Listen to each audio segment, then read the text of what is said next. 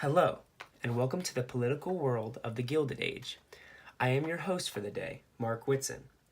We begin this lesson in the 1860s.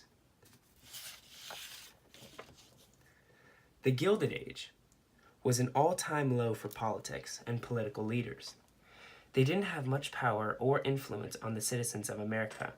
With presidential leaders making little to no impact, politics became corrupt with bribery and rigged elections. This corruption became known as political machines, parties that swindled their way into power.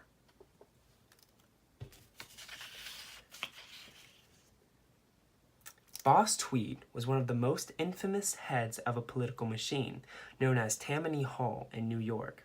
It was a Democratic Party that cheated elections to obtain up to $200 million.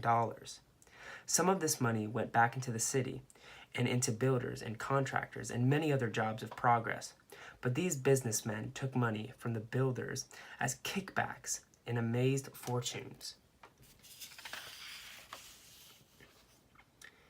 During this time period, politicians were strongly influenced by the idea of laissez-faire, which came from a French phrase meaning let go. They believed that government should give freedom to the economic system and let the market itself to adjust the changes. Calvin Coolidge, the 37th president, as one of these presidents, who was known as reducing taxes and ending regulations.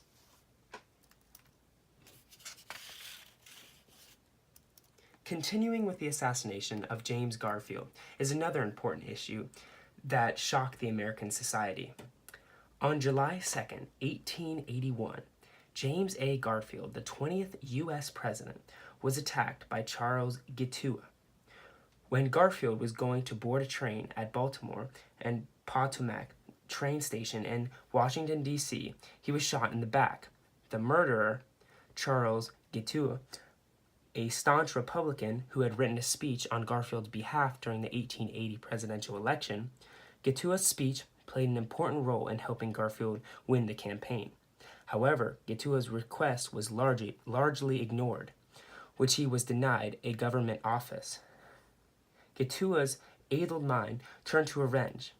On September 19, 1881, President Garfield passed away due to a body inflation. He became the second president who was assassinated, and he had been president for only 200 days.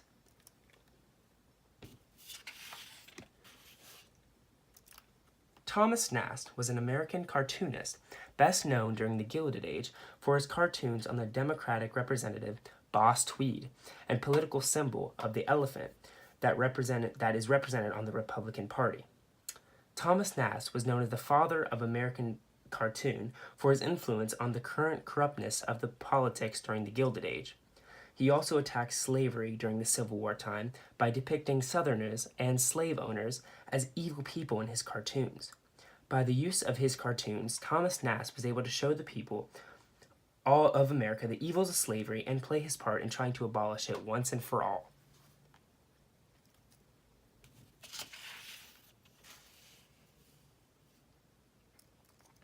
Jacob Riis was an American photographer during the Gilded Age, known for his works involving seeking justice for those who were less fortunate. Jacob Riis was also known to be a muckraker, which was someone during this time period who sought out to expose the corruptness and bad living conditions of those crammed up in small tenements of New York. He used photography to his advantage to let the world know that there needed to be something done about the current political standings in America. Jacob Riis created a book that was full of his photography that he took in the slums of New York, which was titled How the Other Half Lives.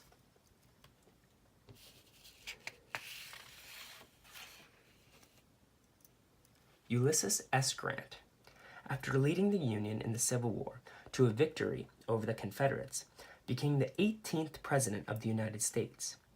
This soldier in the White House became the president during the Gilded Age. During this time, his primary focus as the President of the United States was Reconstruction and to protect the civil rights of the newly freed black slaves. Also, Grant had a goal in mind to bring the North and the South closer together. Grant was said to be involved with many scandals during his presidency, however. The scandals involved money and the cheating of American citizens everywhere. Though Ulysses S. Grant's intentions were good during his presidency and his leadership qualities were above many others, the downfall of his presidency came with the various scandals.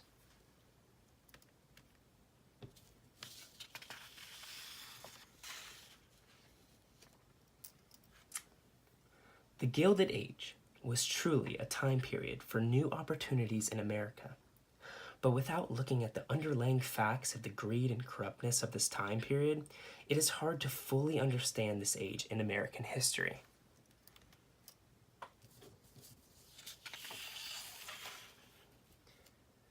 This project was made by Whitney, Mark Whitson, and Justin Eduardo. We each did equal parts of this project, and our percentages are shown. And thank you very much.